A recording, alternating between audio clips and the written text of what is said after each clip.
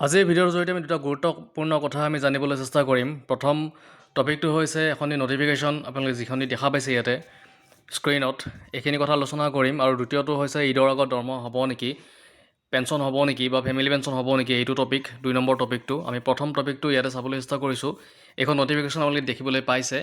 এই নটিফিকেশ্যনখন আহিছে government of Assam finance audit ডিপাৰ্টমেণ্টৰ ফালৰ পৰা।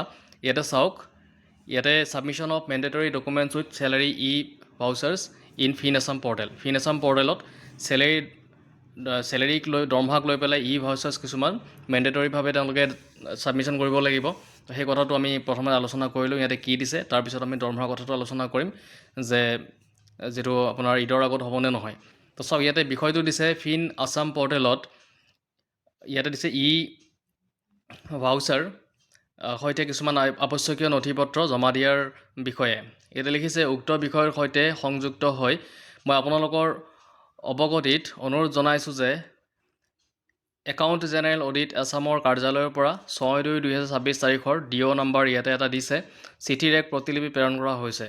এই চিঠিত ফিন আছাম পৰ্টেলৰ জৰিয়তে দাখিল কৰা দৰমহা কৰ্মচাৰী বিলত কিছু অভাৱ পৰিলক্ষিত হোৱা বুলি উল্লেখ আছে, যেনে অনুমোদিত পদৰ সংখ্যাৰ উল্লেখ নোহোৱা আৰু TR17, TR18, TR19 আদি আৱশ্যকীয় ফৰ্মসমূহ আৰু সহায়ক নিৰ্দেশসমূহ আপলোড নকৰা।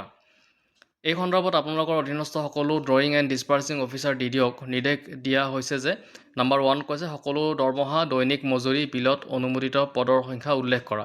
নম্বৰ 2 সম্পূৰ্ণভাৱে পূৰণ কৰা TR17, TR18 আৰু TR19 ফৰ্মসমূহ আৰু কাৰ্যকৰী প্ৰাধিকাৰৰ নিৰ্দেশসহ আপলোড কৰা।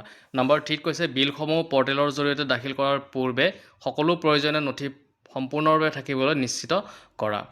তো দেখিলে আপোনালোকে এইখিনি কথা আমি আলোচনা কৰিলোঁ, ইয়াতে যিখন নটিফিকেশ্যন দি দিছিলে।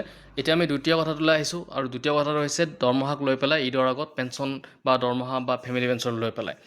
এতিয়া আমি 2 নম্বৰ কথাটোলৈ আহিছোঁ যে ঈদৰ আগত দৰমহা হ'বনে নহয় বা পেঞ্চন হ'বনে নহয়। সাধাৰণতে আপোনালোকে গম পায় যে পেঞ্চনবিলাক 25 তাৰিখৰ অনৱাৰ্ডছ সোমাবলৈ আৰম্ভ হয় আৰু দৰমহাবিলাক 1 তাৰিখৰ পিছত সোমাবলৈ আৰম্ভ হয়। যিহেতু আমি দেখিবলৈ পাইছিলোঁ যে ফেব্ৰুৱাৰী মাহৰ দৰমহা যিটো আছিলে, সেই দৰমহাটো ফেব্ৰুৱাৰী মাহতেই 27 তাৰিখে দি দিছিলে। অৰ্থাৎ মাৰ্চৰ মাহৰ যিটো দৰমহা, সেই দৰমহাটো এতিয়ালৈকে মাৰ্চ মাহটো কমপ্লিট হোৱা নাই। আৰু ক'ব গ'লে ঈদ হৈছে 21 তাৰিখে, আৰু 21 তাৰিখৰ আগত দৰমহা পোৱাৰ কিন্তু কোনো সম্ভাৱনা আমি দেখিবলৈ পোৱা নাই। ঠিক তেনেদৰে পেঞ্চন পোৱাৰো সম্ভাৱনা কোনো ধৰণৰ ইয়াতে দেখা পোৱা হোৱা নাই, কাৰণ পেঞ্চনবিলাক 25 তাৰিখৰ পিছত হয়। তো পেঞ্চনো হোৱাৰ সম্ভাৱনা যথেষ্টখিনি কম বা নাই বুলিয়ে ক'ব পাৰে, আৰু দৰমহাও আপোনালোকে হ'ব বুলি আশা কৰিব প্ৰায় নোৱাৰি। তো এইটোৱে আছিলে আজিৰ আপডেট। যদি ভিডিঅ'টো ভাল লাগিছে, লাইক, শ্বেয়াৰ, ছাবস্ক্ৰাইব এটা কৰি দিব।